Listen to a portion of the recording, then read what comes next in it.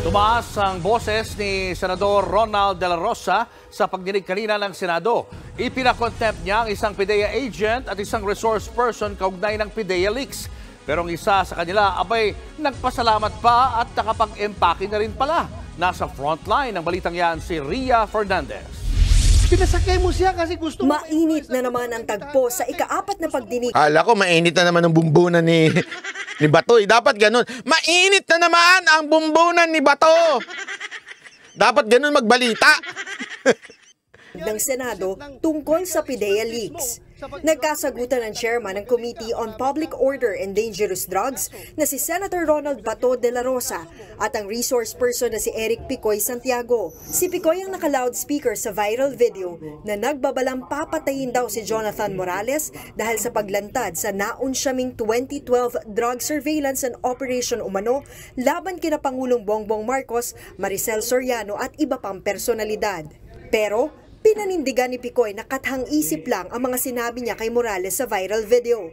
Dito uminit ang ulo ni De La Rosa. Naniwala ka ba? Maniniwala yung tao sa'yo? Yung sa video na yon? Na mangloko ka lang? Depende po sir yan sa taong nakikinig sir. Ang akin po... You are lying! Naka! Galit na galit si Bato. Come again sir? You are lying! Come again, sir? Alam mo, eto yung pinakita dito ni Picoy, isang prueba na kasinungalingan yung sinasabi niyang kaya niya ginawa yon dahil wala lang. Nagigets nyo? Dahil sa kanyang pagiging bastos, matapang, malakas ang loob, halatang-halatang may backer siya. Halatang-halatang may backer siya at nagtulak sa kanya para mangganyan. Kasi hindi ka gaganito, nakakakabaho dyan sa Senado. Hindi ka magmamalakas ng loob ng ganito kabastos. Siya ang pinakabastos na naging resource person ng Senado. Ito ho ang pinakabastos.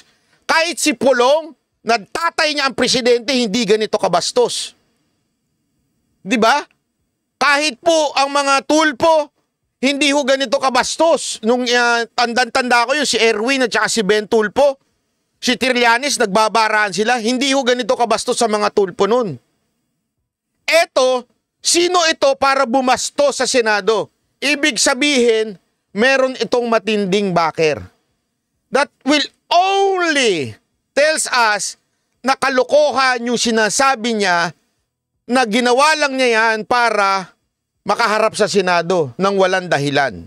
Ibig sabihin, matindi backer nito. Baka nga nandyan pa. Sa tabi-tabi lang. Hindi natin alam kung nasa kaliwa o nasa kanan.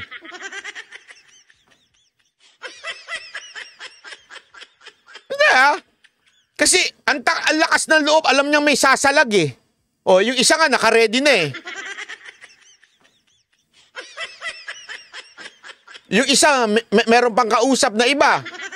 O ano? Paalisin ko na ba to si Bato? Ako na susunod na Senate President. Ano sa tingin ninyo? Ako ayokong tignan.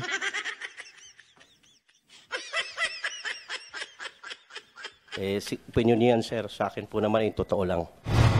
Kasunod ng taasan ng boses, ipinakontempt na si Picoy. As chairman of this committee, I am going to cite you in contempt for lying. Any objection? Oh, sabi ni Bato, any objection? Tumingin ka agad siya kay Jinggoy. Alam na this. Any objection? Action star ka lang, ako PNP chief. Yung sa'yo, pang pelikula lang. Ako, tunay na pulis. Ha? Nagbumotor pa ako. Sabi niya, hindi, di ba? Any objection? O ito isa, di nga niya pinapansin eh. Yung pala magiging amo niya, no? Bira. Di ba? Hearing none. I'm ready for that. You are cited in contempt. Bog, basag! Muntikan na nabasag yung gano'n, no?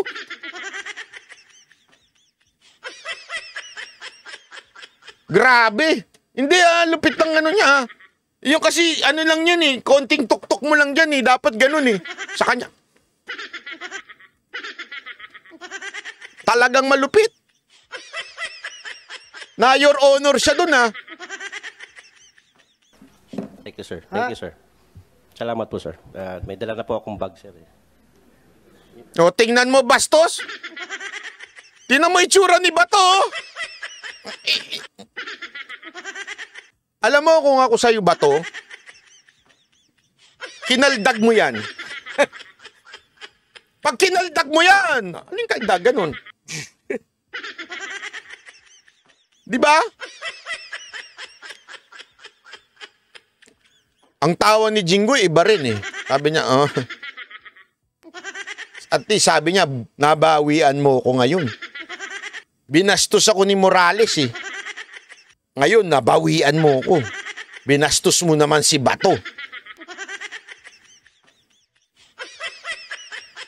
Diba? Yari sila. Kunin mo na yung bag. Ha? Bukod kay Kunin mo na yung bag ko. Alam niya, iko-contempt siya, Master Judea. Ano sa tingin mo, bakit alam niya na iko-contempt siya? Oh, sinabihan na siguro yan. Sabi niya, ano ka na muna, relax ka lang muna dito.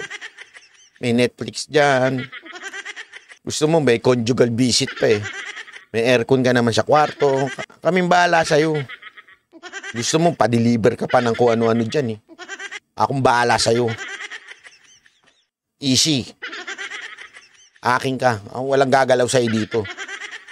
Huwag ka mag-alala. Ate na yung presidente dito. Yung Senate President dito. Tropa na yun, tropa.